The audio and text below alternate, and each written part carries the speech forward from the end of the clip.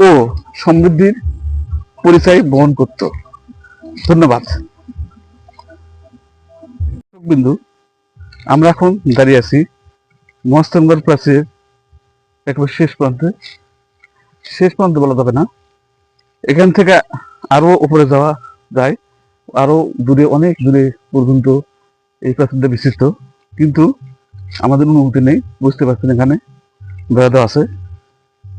এই প্রাচীরের পাশে দাঁড়িয়ে আমরা যেন ফিরে যাচ্ছি হাজার বছরের ইতিহাসে বা হাজার বছরের পূর্বে।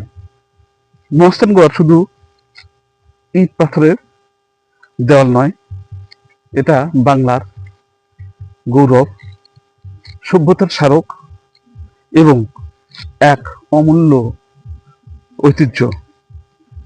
এই দুর্গনগর একসময় ছিল পুন্ড্রু নগরীর রাজধানী।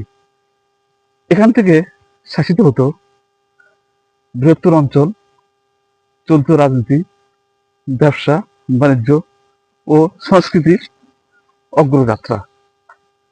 আজ আমরা হয়তো কেবল এই ভগ্ন প্রাচীর এর খণ্ডিত ইট কিংবা ধ্বংসাবশেষ দেখতে পাচ্ছি,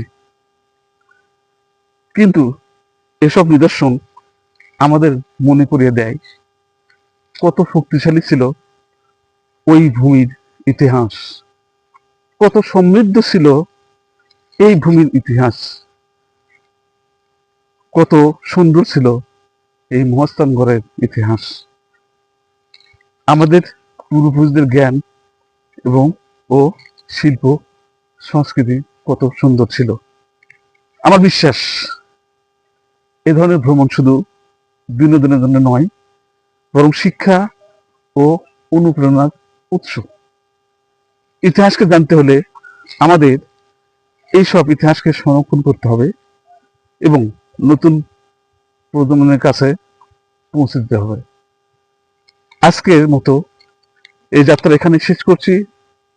যারা এ নিয়ে গবেষণা করছেন বা ভ্রমণের অভিজ্ঞতা লিখেছেন, আপনাদের কাছে অনুরোধ, আমাদের লেখা ভিডিও বা মতামত আমাদের সঙ্গে শেয়ার করুন, যেন মহাস্থানগড়ের ইতিহাস আরো বেশি সমৃদ্ধভাবে সবার কাছে পৌঁছতে পারে।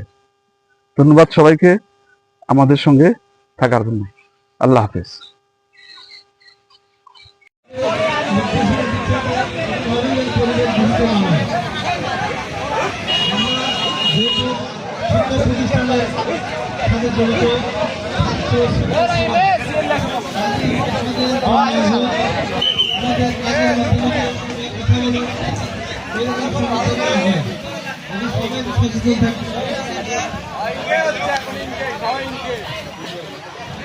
কোনোভাবেই কোনো বিশৃঙ্খলা করবো না।